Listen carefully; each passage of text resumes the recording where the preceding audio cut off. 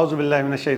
बिस्मिल्लाहिर्रहमानिर्रहीम रब्बि इश्रह ली सदरी वयस्सिर ली अमरी वाहलुल उक़दतम मिन लिसानी यफ़क़हू क़ौली। अस्सलामु अलैकुम वरहमतुल्लाह।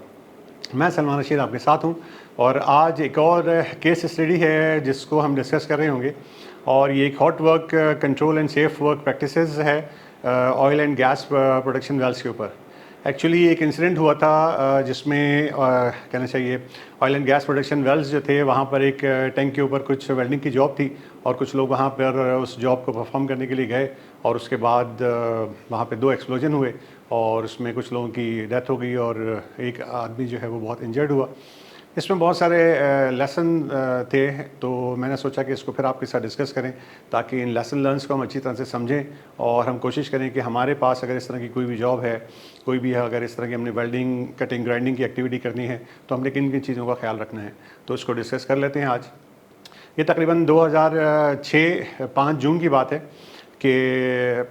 अमेरिका में 3 मेंटेनेंस वर्कर जो थे उनकी डेथ हो गई और चौथा जो था वो सीरियसली इंजर्ड हो गया एक वायलेंट एक्सप्लोजन में, जबकि वो एक वेल्डिंग ऑपरेशन कर रहे थे। एक रूरल ऑयल प्रोडक्शन फील्ड थी रलीग मिसिसिपी यूएसए में। फील्ड जो थी वो ऑपरेट होती थी पैट्रिज रली कंपनी जो कि स्पेशलाइज थी recovering oil from old dormant wells, यानी जो ओल्ड डॉर्मेंट वेल्स थे वहाँ से ऑयल रिकवर करती थी। और तमाम जो ये विक्टिम्स थे चारों के चारों ये स्ट्रिंगर्स ऑयल फील्ड सर्विसेज के थे और ये एक इंडिपेंडेंट कॉन्ट्रैक्टर था जिसको पैट्रिज रली जो कंपनी थी उसने टैंक्स की इंस्टॉलेशन के लिए और पाइपिंग की इंस्टॉलेशन के लिए उस साइट के ऊपर हायर किया था। सीएसबी जो थी उसने इन्वेस्टिगेट किया और उसने इशू की एक केस स्टडी और calling for safe work practices in the oil and gas production sector which has experience a number of accidents. अब चूंकि ये ऑयल एंड गैस सेक्टर जो है इसके अंदर बहुत सारे नंबर ऑफ एक्सीडेंट हो रहे थे तो इसके लिए उसने पूरी केस स्टडी बनाई और तमाम लोगों तक इसको सर्कुलेट कराया ताकि वो एप्रोप्रिएट एक्शंस लेते रहें। जो ऑयल फील्ड थी इसके अंदर 4 टैंक थे और जिनमें से एक टैंक जो था वो वेस्ट वाटर का था और जो 2 स्टोरेज टैंक थे वो उसके अंदर उस ऑयल को बेचने से पहले उन टैंकों के अंदर स्टोर किया जाता था और जो चौथा लार्जर टैंक था उसको प्रोडक्शन टैंक कहा जाता था और वो डायरेक्टली वेल से जो ऑयल निकलता था वो उस टैंक के अंदर जाता था। जो singer oil field services crew था वो साइट पर आया और उन्होंने अपना काम शुरू किया और वो जो है क्या करना चाह रहे थे कि वो कनेक्ट करना चाह रहे थे एक पाइप को जो कि लार्ज प्रोडक्शन टैंक और नियरेस्ट स्टोरेज टैंक, यानी कि पहले सबसे छोटा टैंक जिसके अंदर वेस्ट वाटर था, फिर उसके बाद 2 स्टोरेज के टैंक थे और उसके बाद 3rd लार्जेस्ट टैंक था जिसको हम प्रोडक्शन टैंक कह रहे हैं, जैसे आपको अभी पिक्चर में भी नज़र आ रहा होगा। अब ये जो 2 टैंक थे इसके अंदर से एक पाइप कनेक्ट करना था उन्होंने इस लार्जर टैंक के साथ, ये उनकी एक्चुअली जॉब थी। अब इस वेल्डिंग की जॉब के लिए उन्होंने जो कॉन्ट्रैक्टर वर्कर्स थे उन्होंने अपनी प्रिपरेशन शुरू की। उन्होंने उसका हैच जो लार्जर टैंक था उसका हैच हटाया, वहाँ से उसको क्लीन किया, उसको एयर आउट किया ताकि वो बिल्कुल प्रॉपरली क्लीन हो जाए और इस जॉब के लिए रेडी हो जाए। इसके बाद उन्होंने जो है रिमेनिंग हाइड्रोकार्बन्स जो है उस टैंक के अंदर उनको भी चेक किया और उसको चेक करने का एक बहुत ही अनसेफ तरीका उन्होंने इस्तेमाल किया। और नॉर्मली हाइड्रोकार्बन को चेक करने के लिए हम मल्टी गैस डिटेक्टर को यूज़ कर रहे होते हैं और उसके थ्रू हमें पता चल रहा होता है कि इसके अंदर कितनी हाइड्रोकार्बन है, लेकिन उन्होंने क्या किया कि उन्होंने एक अनरिलायबल और बहुत ही अनसेफ प्रैक्टिस को फॉलो किया और उन्होंने जो ऑक्सी एसिटिलीन टॉर्च है उसको जलाने के बाद टैंक के अंदर कर दिया ताकि अगर इसके अंदर कोई फ्लेमेबल गैसेस हैं या वेपर्स हैं तो वो हमें पता चल जाएगा कोई स्पार्क होता है या नहीं होता है, जो कि एक बहुत ही डेंजरस प्रैक्टिस है और कभी भी हमें इस तरह की प्रैक्टिस को परफॉर्म नहीं करना चाहिए। जब भी हमें किसी भी एरिया की कंडीशन को चेक करना है, हमने वहाँ पे वेल्डिंग, कटिंग, ग्राइंडिंग करनी है और हमें वहाँ वेपर्स की मौजूदगी को कंफर्म करना है तो हम मल्टी गैस डिटेक्टर को यूज़ करते हैं। अगर हमें किसी भी टॉक्सिक गैस को किसी जगह पे डिटेक्ट करना है तो भी हम मल्टी गैस डिटेक्टर को यूज़ करते हैं। हमें ऑक्सीजन के लेवल को चेक करना है, कहना चाहिए 23.5% से ज़्यादा या उससे कम हो तो दोनों कंडीशन में हमें मल्टी गैस डिटेक्टर को ही लेकर उस एरिया में प्रॉपरली चेक करना चाहिए, जो कि एक स्टैंडर्ड तरीका है और सेफेस्ट तरीका है जो कि पूरी दुनिया में लोग इसको यूज़ कर रहे होते हैं। जो बिग टैंक था, जो बड़ा वाला जो प्रोडक्शन टैंक था वो तो खाली था, लेकिन जो 2 छोटे टैंक थे उसके अंदर क्रूड ऑयल बाकी था और वो जो है गर्म हो रहा था जैसे जैसे सूरज, सुबह का सूरज है वो निकलता जा रहा था तो वो जो टैंक के अंदर जो प्रोडक्ट था वो उसका टेम्परेचर बढ़ता जा रहा था और वे जो वर्कर्स थे उनको ये चीज़ नज़र नहीं आ रही थी कि वहाँ पे फ्लेमेबल वेपर्स इकट्ठे हो रहे हैं। अब वो फ्लेमेबल वेपर्स कहाँ से निकल रहे थे? जो कि क्रूड ऑयल था वहाँ से वेपर्स निकल रहे थे उस टैंक से, और ऊपर जो कहना चाहिए एक ओवरफ्लो की लाइन थी जो कि ओपन एटमॉस्फेयर में दी हुई थी, और उसके ऊपर कोई कैप भी नहीं दिया हुआ था। ये 3 इंच की लाइन थी जो इन दोनों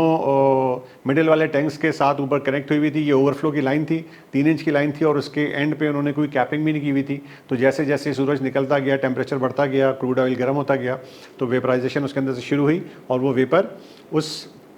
पाइप के थ्रू, क्योंकि वो ओवरफ्लो पाइप था, कैप भी नहीं था, बाहर की तरफ आने लगी। अच्छा, अब जहाँ पे ये पाइप निकल रहा था वो जगह तकरीबन सिर्फ 4 फीट अवे थी उस जगह पे जहाँ इन्होंने वेल्डिंग की जॉब करनी थी, और एक प्लेटफॉर्म एक्चुअली उनको प्रोवाइड किया जाना था ताकि वो वेल्डर जो है उस प्लेटफॉर्म पे खड़ा होता और प्रॉपरली वहाँ पे अपना काम करता। कोई स्कैफोल्डिंग का स्ट्रक्चर हो सकता था, कुछ भी हो सकता था। लेकिन उन्होंने यहाँ पे भी एक और बहुत ही अनसेफ प्रैक्टिस की। उन्होंने क्या किया कि एक बड़ी लैडर लेकर आ गए, उस लैडर को उन्होंने हॉरिजॉन्टली प्लेस कर दिया। लैडर को ऐसे हॉरिजॉन्टली प्लेस किया कि वो सेकंड और थर्ड लैडर के ऊपर टैंक के ऊपर लैडर आ गई, और उसको टच कर दिया उन्होंने लैडर को चौथे टैंक के साथ। और जो वेल्डर था वो टैंक इस लैडर के बिल्कुल टॉप पे खड़ा हो गया, और उसका जो बॉटम एंड था उसके ऊपर 2 वर्कर जो है खड़े हो गए ताकि वो लैडर जो है वो स्टेबल रहे और वो वेल्डर जो है वो प्रॉपरली अपना काम करता रहे। ये एक बहुत ही अनसेफ प्रैक्टिस है, हमें कभी भी इस तरह की प्रैक्टिस को परफॉर्म नहीं करना चाहिए। जो फोरमैन था, जो उनका फोरमैन था, वो इस काम को ऑब्जर्व करने के लिए थर्ड प्रोडक्शन टैंक यानी जिसके ऊपर वेल्डिंग हो रही थी, जस्ट उसके ऊपर जो है उस टैंक के ऊपर जाके वो खड़ा हो गया। और जो वेल्डर था वो चूंकि खड़ा तो उसी लैडर पे था, लेकिन उसने एक अच्छा काम किया कि अपने सेफ्टी हार्नेस को उसने सिक्योर कर लिया टैंक के साथ, और फिर उसने अपना काम शुरू किया और वहाँ पे वेल्डिंग की जॉब को स्टार्ट कर दिया। अब जैसे ही उसने वेल्डिंग की जॉब स्टार्ट की तो जो स्पार्क्स थे वेल्डिंग की जॉब के, वो नीचे की तरफ गिरने लगे, और उसने चूंकि जो फ्लेमेबल वेपर्स निकल रहे थे वो इस जगह से सिर्फ 4 फीट दूर थी वो जगह, तो वहाँ पे फ्लेमेबल वेपर्स का एक बहुत बड़ा क्लाउड इकट्ठा हो चुका था जो कि उनको नज़र नहीं आ रहा था। तो जैसे ही उसने वेल्डिंग की एक्टिविटी स्टार्ट की, फ्लेमेबल वेपर्स मौजूद थे, और जैसे ही ये स्पार्क वहाँ पे मिले हैं, एक बहुत ज़बरदस्त जो है ना धमाका हो गया। और इस धमाके की वजह से जो है फ्लेम जो है फ्लैशबैक हुआ टैंक की तरफ, और इस धमाके की वजह से जो लैडर है वो भी अपनी जगह से निकल गई। टैंक का जो पूरा ऊपर का टॉप कवर था वो अपनी जगह से निकला है और तकरीबन 50 फीट दूर जाके गिरा है, और उसके ऊपर जो दोनों वर्कर खड़े हुए थे वो दोनों भी उस हाइट से ऊपर से नीचे जाकर गिरे हैं। और जो तीनों वर्कर जो थे, तीसरा वर्कर चूंकि उसने अपने आप को सेफ्टी हार्नेस के थ्रू उसने कनेक्ट किया हुआ था तो वो वहीं पे लटक गया, लेकिन बाकी जो 2 लोग थे वो नीचे जाकर गिर गए। फ्लेम शॉट जो था वो ओवरफ्लो पाइपिंग के थ्रू दूसरे टैंक के अंदर चला गया, और इसकी वजह से एक और बड़ा वायलेंट एक्सप्लोजन जो हुआ, और उसके बाद फ्लेमेबल हाइड्रोकार्बन्स जो थे वो टैंक के अंदर जो थे उसने उस पूरे टैंक को ही उड़ा दिया। जो पहला टैंक था जैसे मैंने बताया उसकी जो लिड थी वो 50 फीट दूर जाके गिरी, और जो दूसरा टैंक जो था उसका जो लिड था वो 750 फीट हवा में गया है और दूर जाके वो गिरा है। अब जो जैसे मैंने बताया कि 2 वर्कर जो थे वो ऊपर से नीचे गिरे और उनकी इमीडिएट डेथ हो गई, और जो तीसरा जो था सुपरवाइज़र उसको ये हॉस्पिटल लेके गए, और उसके बाद उसकी भी रास्ते में वहाँ पे डेथ हो गई हॉस्पिटल पहुँच के। जो वेल्डर था चूँकि उसने अपने आप को सेव किया हुआ था तो वो बच गया, ज़मीन पे वो नहीं गिरा। जो वॉलंटियर थे लोकल फायर डिपार्टमेंट के और काउंटी शेरिफ के जो थे, उन्होंने क्विकली उस जगह पे रिस्पॉन्ड किया क्योंकि आई विटनेस वहाँ पे मौजूद था, और उस आई विटनेस ने 911 पे फ़ौरन से कॉल कर दी थी।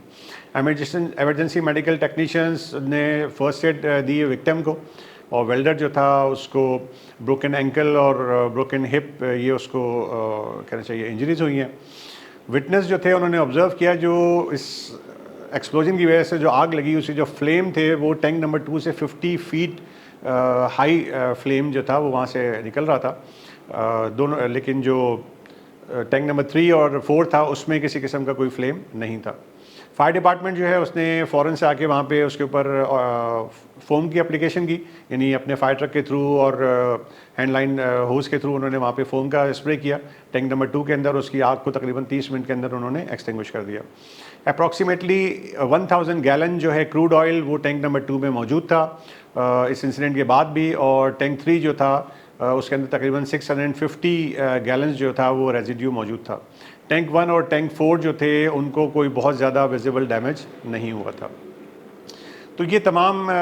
चीज़ें जो हमने अभी डिस्कस की, एक छोटी सी जॉब जो कि एक वेल्डिंग की जॉब थी और बड़े अच्छे तरीके पे ये हो सकती थी अगर इसको प्रॉपर्ली प्लान किया जाता, लेकिन ये नहीं हुई अनफॉर्चुनेटली, और इसके अंदर 3 लोगों की डेथ हुई और एक जो वेल्डर था वो शदीद ज़ख्मी हुआ।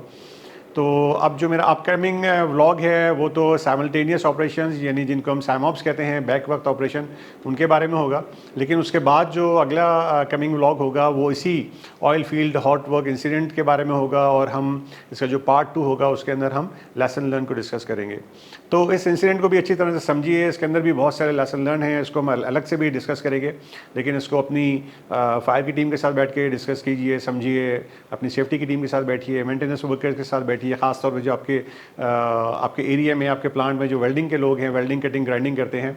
या जो लोग भी हॉट वर्क के अंदर इन्वॉल्व होते हैं, उन सब के साथ इसको देखिए, इसको डिस्कस कीजिए,